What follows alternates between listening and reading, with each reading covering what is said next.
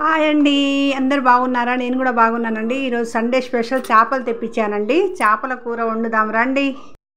చేపలు అక్కడనే క్లీన్ చేయించుకొని వచ్చిండ్రు, కానీ నేను ఇంటికి వచ్చిన తర్వాత కొన్ని వాటర్ పోసి మళ్ళీ నీట్గా కడిగానండి.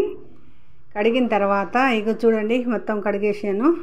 మొత్తం అన్నీ ఇందులో వేసేసుకుంటాను. వేసేసుకొని చేపల కూర చాలా బాగుంటుందండి. చేపలు చాలా హెల్త్కి కూడా మంచిదని అంటారు, అందుకనే చేపలు ఎక్కువ తింటాం మేము ఎప్పుడైనా. ఇందులో నేను అన్నీ ఇక మసాలాలు వేస్తానండి. ఫస్ట్ ఉప్పు వేయాలి. ఉప్పు వేస్తున్నాను. ఉప్పు వేసిన తర్వాత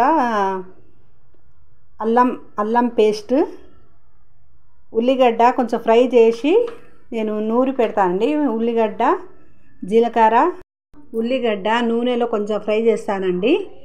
ఉల్లిగడ్డ, జీలకర్ర, కొబ్బరి, నువ్వులు ఇవన్నీ పేస్ట్ చేసి పెట్టాను.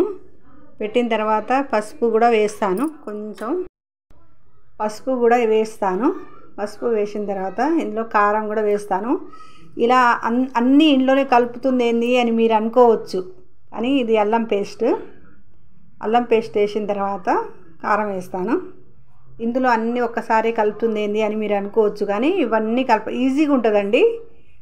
అది కూర వండరాని వాళ్ళకు కూడా ఇది చాలా ఈజీగా ఉంటుంది. ఇలా చేస్తేనే తొందరగా అవుతుంది. టేస్ట్ కూడా చాలా బాగుంటుందండి. కారం కూడా ఇందులోనే వేస్తాను. కారం మొత్తం వేసిన తర్వాత సరిపోయేంత కారం వేసుకుంటాను.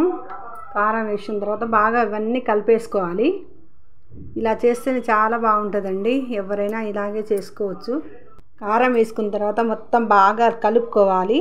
ఇందులోనే అన్ని మసాలాలు అన్నీ వేసాను కదా, ఉప్పు, కారం, మసాలా అన్నీ వేసుకున్నాను కదా, ఇది బాగా కలుపుకోవాలి. కలుపుకొని ఇందులోనే తగినంత నూనె కూడా పోసుకోవాలండి.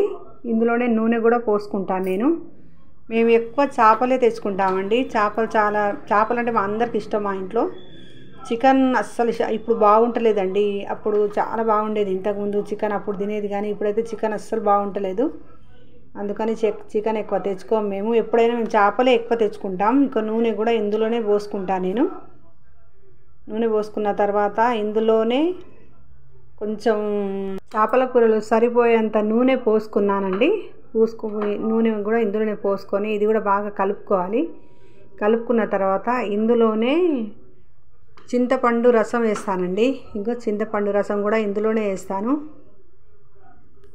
ఇలా చేస్తే చాలా బాగుంటుందండి. ఎవరైనా మీరు కూడా ఒకసారి ఇలా ట్రై చేసి చూడండి. చేపలు కొద్దిసేపు ఫ్రై చేసి మళ్ళీ అందులో చింతపండు రసం అవన్నీ వేయకుండా మొత్తం ఇందులో కలిపేసి చింతపండు రసం కూడా ఇందులోనే వేసేసి చేపల కూర ఇక పొయ్యి మీద పెట్టుకోండి. పొయ్యి మీద పెట్టి కాసేపు పెద్ద మంట పెడతాను. కొద్దిసేపు పెద్ద మంట పెద్దగా పెట్టిన తర్వాత ఇక చూడండి, ఇలా ఉడికేటప్పుడు మంట సన్నగా చేసుకోవాలి. కొద్దిసేపు సన్న మంట చేసుకుంటే సూపర్ ఉంటుందండి. ముక్క మంచిగా ఉడుకుతుంది. పులుసు కూడా చిక్కగా అవుతుందండి. కొంచెం మసాలా పొడి ఇందులో చల్లుకొని టేస్ట్ చూస్తే నా సామ్యంగా సూపర్ ఉంటుందండి. నా వీడియో నచ్చితే లైక్ చేయండి, షేర్ చేయండి, సబ్స్క్రైబ్ చేయండి ప్లీజ్.